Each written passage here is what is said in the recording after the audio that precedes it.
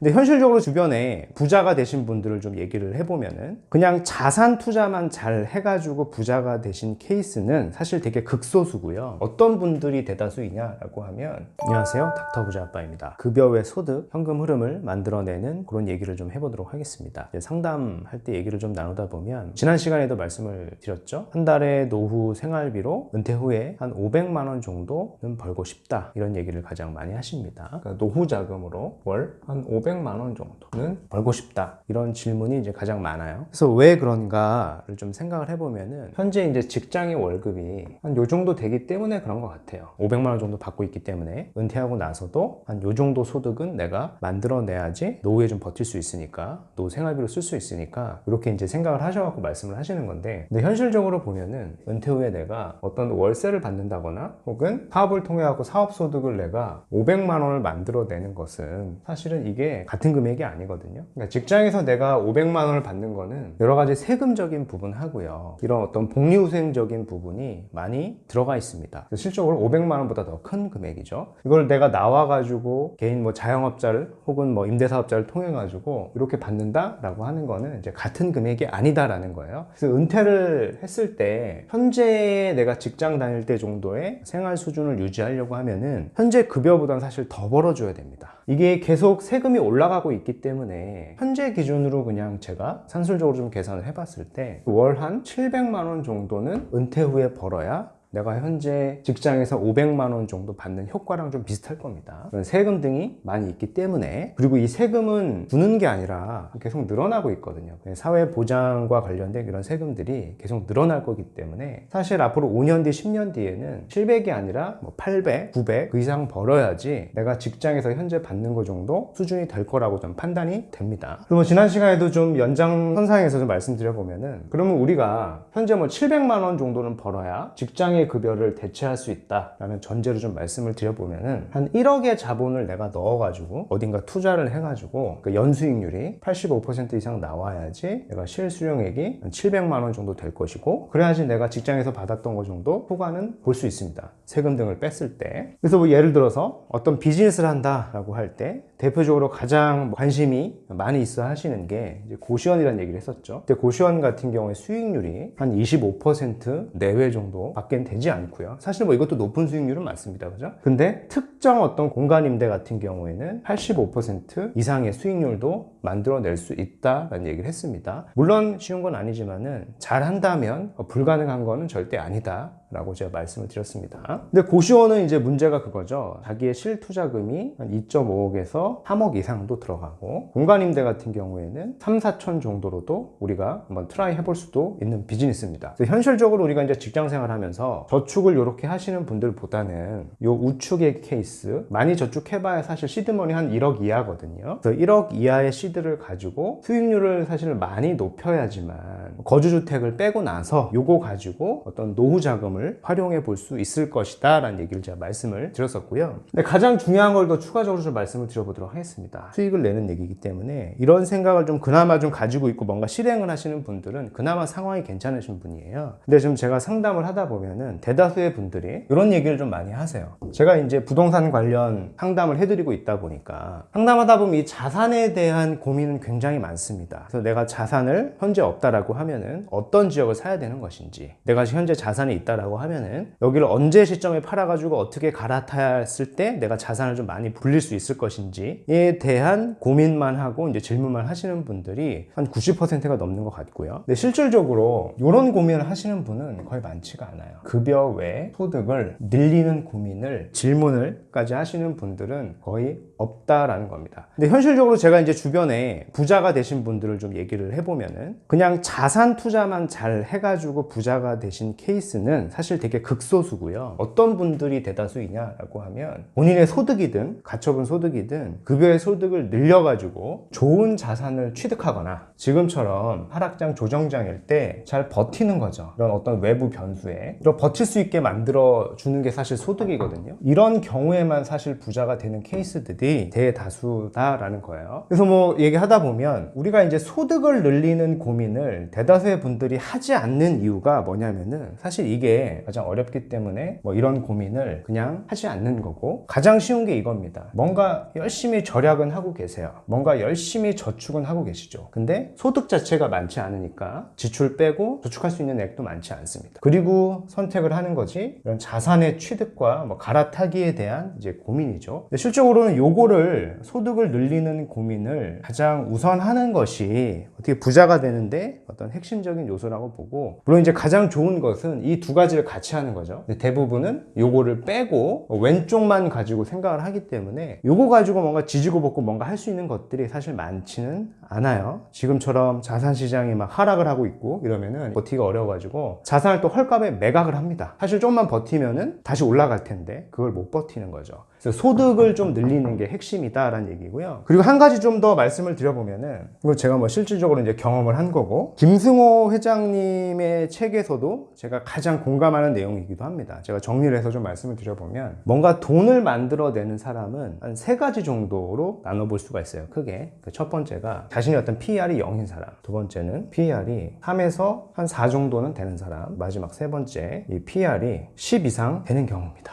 첫 번째가 뭐냐면 직장인이거나 여기는 전문직 직장인도 포함됩니다. 내가 열심히 일하다가 회사를 딱 그만두면 소득이 끊기는 사람이 여기에 해당이 되는 거고요. PER이 한 3에서 4 정도 되는 사람들은 일단 작은 사업체나 사업을 하시는 분들이 여기에 해당이 됩니다. 흔히 장사라고 하죠. 보통 장사가 운영이 잘 되는 데는 보통 권리금이 형성이 됩니다. 권리금이 한 3배 정도 붙죠. 1년 순수이익에. 그러니까 3배에서 4배 정도. 내가 이걸 그만두더라도 3년 정도 이상은 버틸 여력이 생기는 겁니다. 마지막 이 10배라고 하는 것은 이제 기업이겠죠. 기업 같은 경우에는 연 매출에 혹은 영업이익에 10배까지도 평가를 받을 수가 있는 거고. 그래서 이런 단계들이 있는데, 저도 이제 1번을 거쳐서 2번을 거치고 다시 3번까지 간 입장에서 봤을 때, 저도 이제 과거에는 1번에 있는 게 가장 안전하다고 생각을 했습니다. 상담을 할 때도 보면은 이런 얘기를 가장 많이 합니다. 2번과 3번을 하지 않는 이유가 가장 리스크가 높기 때문에, 두렵기 때문에 이런 얘기를 하거든요. 근데 저는 이제 1번, 2번, 3번을 다 경험해 본 사람 입장에서 좀 설명을 드려보면은, 사실 이 1번이라고 하는 것은요, 한겨울에